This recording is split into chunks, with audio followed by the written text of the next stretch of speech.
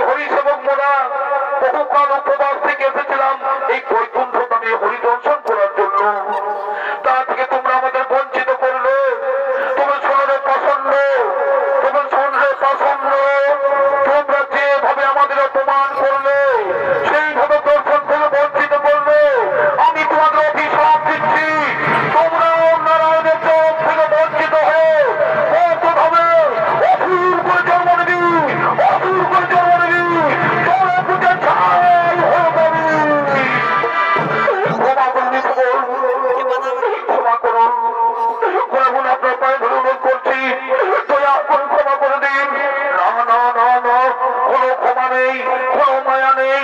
এই মহর্ষি শনিকের অভিশাপ কোনদিন ব্যর্থ হবে না। এই মহর্ষি শনিদের কোনদিন অভিশাপ ব্যর্থ হবে না। কোথায় প্রভু নারায়ণ? এদিকে সরস্বতী কোথায় প্রভু নারায়ণ? কোথায় প্রভু নারায়ণ? দীনবন্ধু পতির প্রভু কে ডাকি আমায়? কে ডাকে আমায়? অন্ত করতে কে ডাকে আমায়? ঋষিপুত্র বলছে নারায়ণ, ঋষিপুত্র বলছে নারায়ণ, প্রণাম চরণ প্রভু প্রভু, প্রণাম চরণ প্রভু, প্রণাম চরণ প্রভু, তথাস্তু তথাস্তু তথাস্তু। তাকে তাই বলছেন প্রভু, প্রভু আমরা আপনার অজ্ঞাতিতা মহর্ষি আপনাকে দর্শন করতে এসেছেন। আপনার আদেশ ছাড়া আমরা কাউকে অন্তপুরে যেতে বাধা দিয়েছি। তাই ঋষি কুমার আমাদের অভিশাপ দিয়েছে যে আপনার চরণ হতে বঞ্চিত হয়ে আমাদের মর্তধামে অসুরদের জন্ম নিতে হবে। কৃপা করে আপনি আমাদের ক্ষমা করুন প্রভু, কৃপা করে আপনি আমাদের ক্ষমা করুন। না প্রিয় ভক্ত দাঁড়িয়ে জয় বিজয়কে আপনি অভিশাপ দিয়েছেন। এই জয় বিজয়কে আপনি অভিশাপ দিয়েছেন মহর্ষি, জয় বিজয়কে আপনি অবশ্যই দিয়েছেন। বলছেন প্রভু তপস্বী আমি দীর্ঘ তপস্যায় ক্ষুধায় তৃষ্ণায় উপবাসী হয়ে ক্রোধে জ্ঞান হারিয়েছিলাম প্রভু, আপনি আমাদের ক্ষমা করবেন প্রভু, আপনি আমাদের ক্ষমা করবেন। তাই বিজয় বলছে আপনার চরণ ছাড়া যে আমরা জীব জগতে জন্মগ্রহণ করতে পারি না প্রভু, আপনার চরণ ছাড়া আমরা জীব জগতে গ্রহণ করতে পারবো না। আপনি আমাদের মুক্তি দিন প্রভু, আপনি আমাদের মুক্তি দিন। কিন্তু ঋষির অভিশাপ যে কোনোদিন ব্যর্থ হবে না, কিন্তু ঋষির অভিশাপ যে কোনোদিন ব্যর্থ হবে না। তাই বিজয় বলছে আমরা তো ঋষির কাছে কোনো অপরাধ করিনি, আমরা তো ঋষির কাছে কোনো অপরাধ করিনি, তবে কেন বিনা দোষে আমাদের এই শাস্তি ভোগ করতে হবে? তবে কেন বিনা দোষে আমাদের এই শাস্তি ভোগ করতে হবে? প্রভু নারায়ণ বলছে বিনা দোষে ঋষি তোমাদের অভিশাপ দিয়ে যে অন্যায় করেছে, বিনা দোষে ঋষি তোমাদের অভিশাপ দিয়ে যে অন্যায় করেছে তার শাস্তি তাকেও ভোগ করতে হবে। এই জগৎ বড় শক্তিশালী, এই জগতে বড় শক্তিস্থান। মহর্ষি যে যেমন কর্ম করবে তেমনই ফল ভোগ করতে হবে। আর এই জয় বিজয় তোমরা আমার পরম ভক্ত, তোমরা যদি আমাকে মিত্র ভাবে পেতে চাও, তোমরা যদি আমাকে মিত্র ভাবে পেতে চাও তাহলে তোমাদের 7 বার মানব জন্ম নিতে হবে। আর যদি শত্রু পেতে চাও তাহলে 3 বার জন্মেই তোমরা মুক্তি পাবে, 3 বার জন্মেই তোমরা মুক্তি পাবে। জয় বিজয় বলছেন শোনো প্রভু, আপনাকে একটু না দেখলে আমরা থাকতে পারি না। আর যদি 7 জন্ম আপনাকে না দেখতে পাই তাহলে কেমন করে আমরা বাঁচবো প্রভু, কেমন করে আমরা থাকতে পারবো না প্রভু। আমরা আপনাকে শত্রু রূপেই চাই, আমরা শত্রু রূপে 3 জন্মই আপনাকে পেতে চাই প্রভু। বলুন প্রভু আমাদের কোথায় জন্মগ্রহণ করতে হবে, আমাদের কোথায় জন্মগ্রহণ করতে হবে? শোনো, এই সত্য যুগে কৈশবের রয়েছে দ্বিতীয় গর্ভে হিরণ্যকশিপ রূপে, আর ত্রেতা যুগে মহর্ষি বিশ্বব্রহ্মার রয়েছে রাক্ষসী নিকোষার গর্ভে, আর রাবণ কুম্ভকর্ণ রূপে, আর দাপর যুগে দেবী রাজ্যে ব্রহ্মঘোষের রয়েছে শত্রু তোমার গর্ভে চন্দ্রপক্ষ শিশুপাল হয়ে জন্ম নেয়। আর তোমরা মহর্ষি শোনো, এই ভক্ত জয় বিজয়ের সাথ দিয়ে মুক্ত করে তোমাকেও 3 বার মানব জন্ম গ্রহণ করতে হবে, আর তোমাকেও 3 বার মানব জন্ম গ্রহণ করতে হবে। কেন প্রভু, কেন? আমার কি অপরাধ, আমার কি অপরাধ? তোমাদের 4 জনের মধ্যে তুমি বিনা অপরাধে ভক্ত জয় বিজয়কে দিয়েছ অভিশাপ। তাই তুমি সত্য যুগে হিরণ্যকশিপুর পুত্র প্রহ্লাদ নামে এবং ত্রেতা যুগে রাবণের ভাষণ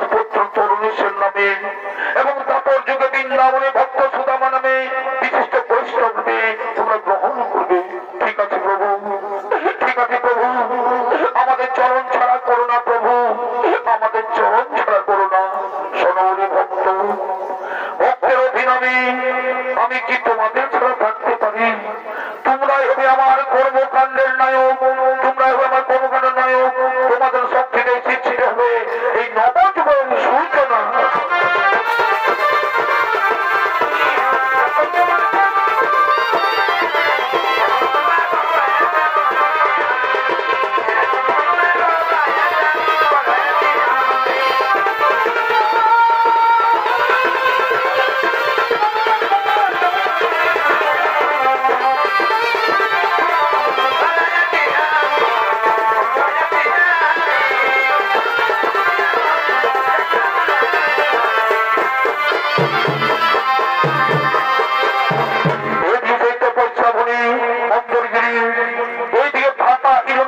মৃত্যুর প্রতিশোধ নিতে, এইদিকে ভাতা হিরণ্যকের মৃত্যুর প্রতিশোধ নিতে হিরণ্যকশিপু আসছেন সেই সৃষ্টিকর্তা ব্রহ্মার তপস্যার জন্য।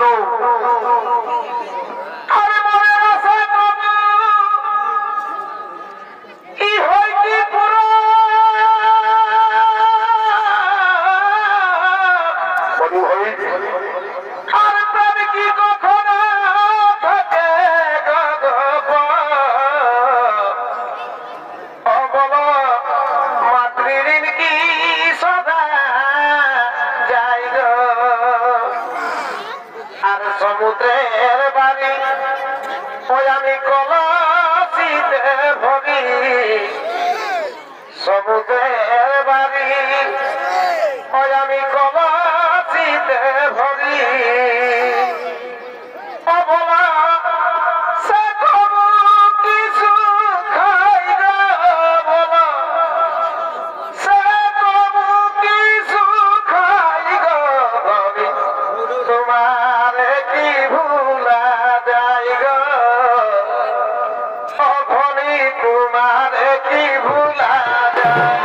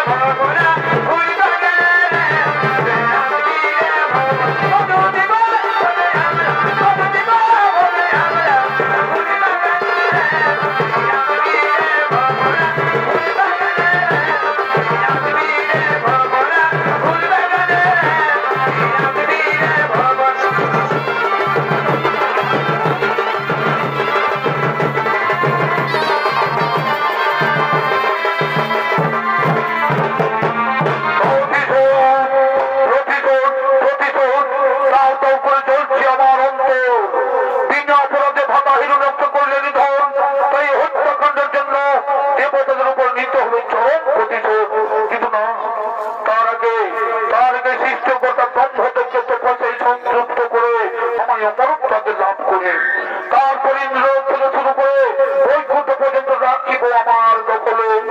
তাই তিনি সে ব্রহ্মার আরাধনায় রত হলেন। ওম ব্রহ্মদেবায় নমঃ।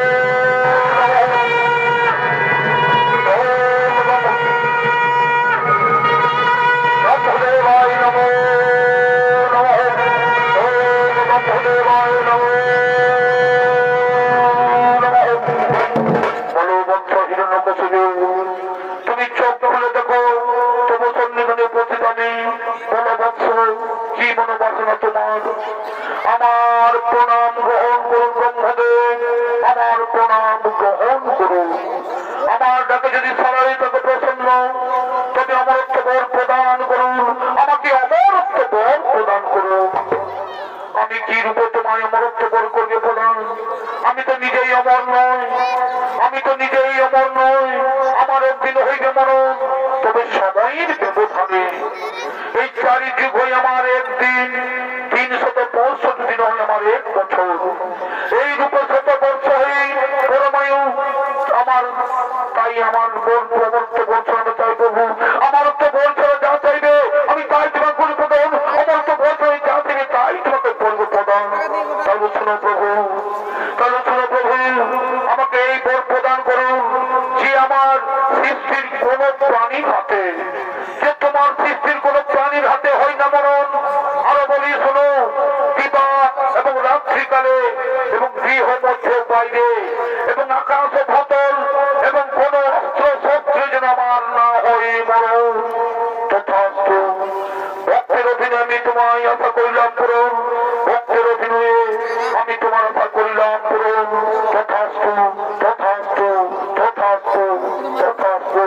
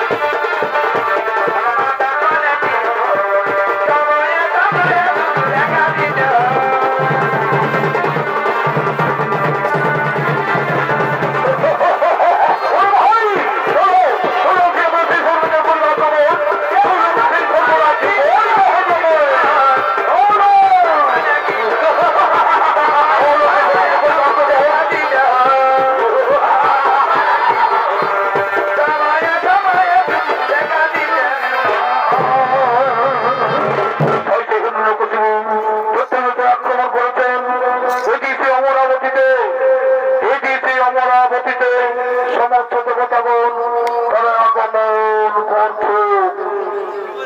তোমার সত্য যুগ পৌঁছানা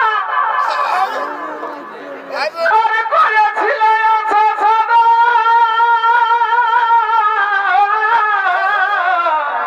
ভাই সেই রসে মাতিলা তুই জানারে সেই রসে মাতিলা তুই জানারে ওই খন্ড হইয়া গলি আর তারা নীল বক্ষে তুই ওই শিরা গঙ্গা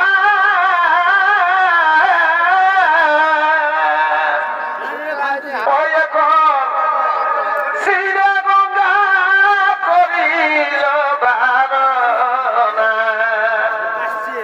ও জমিরে সকলে তো প্রেম জানে না ও জমিরে সকলে তো প্রেম জানে না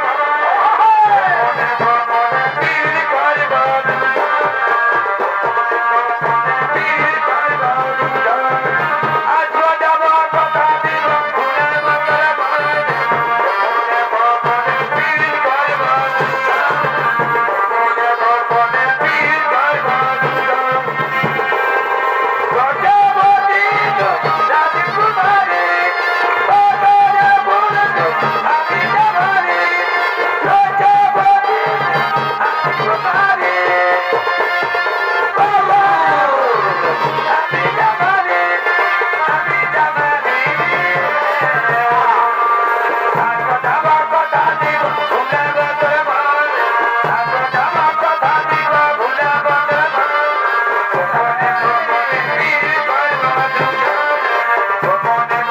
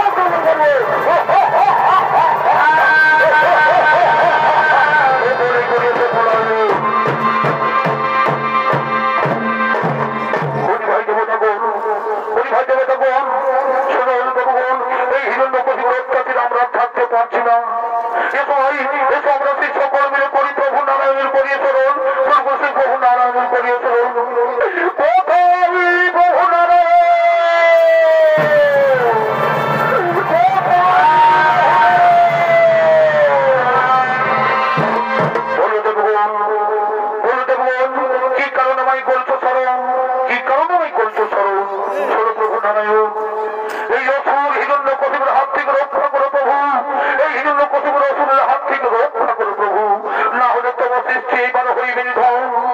শোনো রে দেবগণ, শোনো রে দেবগণ, ব্রহ্মার বরতে তর্ক করেছ অসুরগণ, ব্রহ্মার বরতেই তর্ক করেছ অসুরগণ, সময় হলেই তর্ক তাদের করিবে নিধন। তবে তুমি কতদিন আসবে সেই প্রভু শুভদিন, যেদিন হিরণ্যকশিপুর ওরসে, যেদিন হিরণ্যকশিপুর ওরসে তার স্ত্রী কয়াঠুর গর্ভে জন্ম নিয়ে প্রহ্লাদ তাদের পুত্র রূপে, কারণ সেই হবে আমার পরম ভক্ত। আর আমার ভক্তের প্রতি যখনই করিবে অত্যাচার, আমার ভক্তের প্রতি যখনই করবে অত্যাচার, তখনই তো হইবে তার সংহার। এবার তোমরা নিজ নিজ আর এই করো গোপন, এবার তোমরা নিজ নিজ সকলে আর করো গোপন।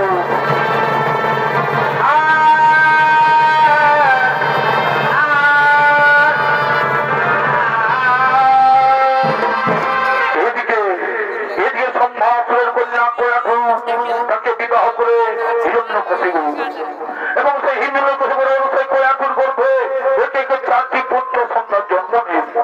তাদের নাম হলো সংঘাত, অনুল্লাদ, ক্লাদ এবং প্রহ্লাদ। তাই হিরণ্যকশিপু দত্তগুরু সুপ্রচারের 2 পুত্র সন্ধ্যা আমাকে তাদের শিক্ষাগুরু হিসাবে নিয়োগ করে, কিন্তু 12 বছর শিক্ষা দেওয়ার পরেও প্রহ্লাদকে কোনো মতেই আয়ত্তে আনতে পারিনি।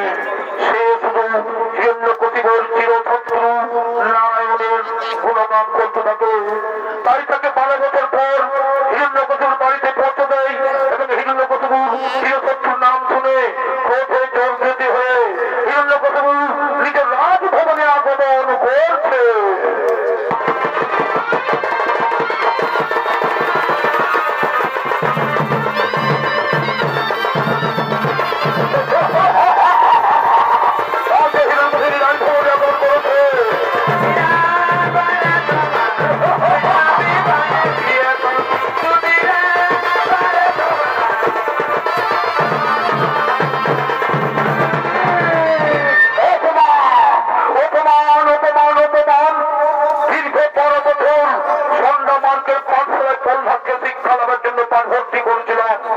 কিন্তু সেই এমন শিক্ষা লাভ করেছে যে সব সময় তার মুখে আমার চিরশত্রু উপদেবতার নারায়ণের নাম করে।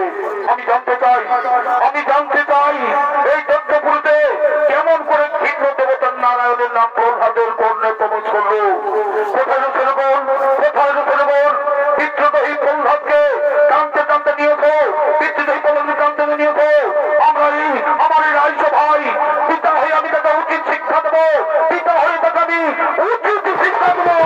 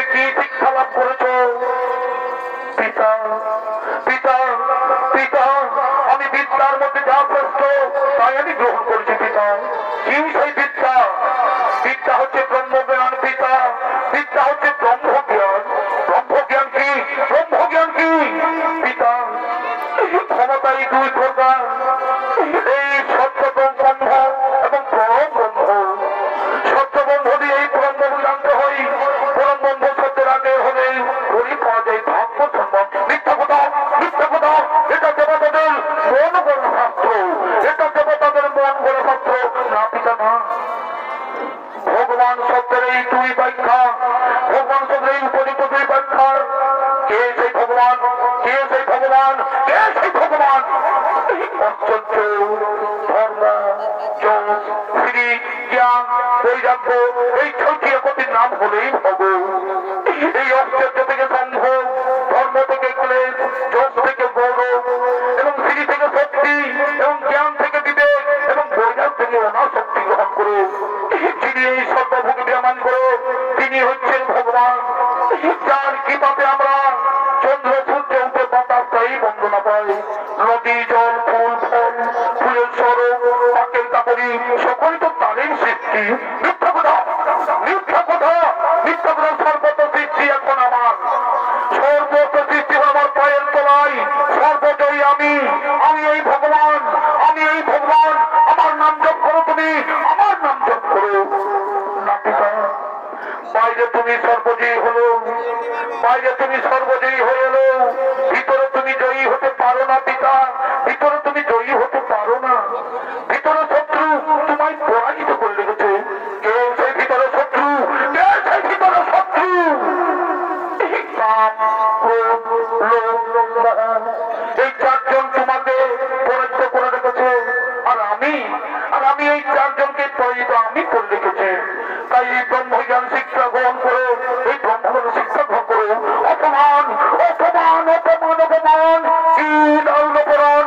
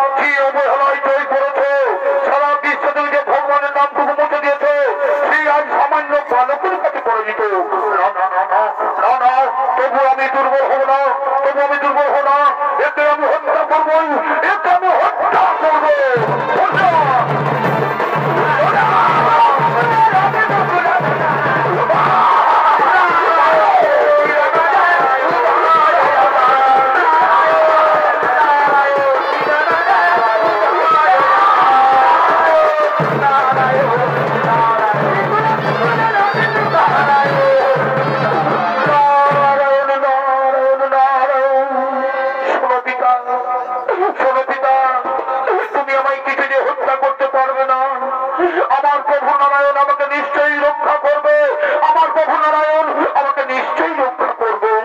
নারায়ণ নারায়ণ নারায়ণ, কোথায় তোমার প্রভু নারায়ণ, কোথায় তোমার প্রভু নারায়ণ? সর্বত্রই আমার প্রভু নারায়ণ বিরাজমান, সর্বত্রই আমার প্রভু বিরাজমান। এই তিলকের কর্তা বিষ্ণু পতিত পাবন সকল দণ্ড দিয়ে অজ্ঞাত স্তম্ভে বিরাজমান করেছে। আমি প্রভু এই স্তম্ভে বিরাজমান করছে, তা যদি হয় এই সম্বন্ধে বিরাজমান, তবে কেন নাহি তাই দেখিতে পাই স্তম্ভতে আছে আছে আমার প্রভু শ্রী বিষ্ণু এই স্তম্ভের মাথারেই রয়েছে। আমার শ্রী বিষ্ণু স্তম্ভের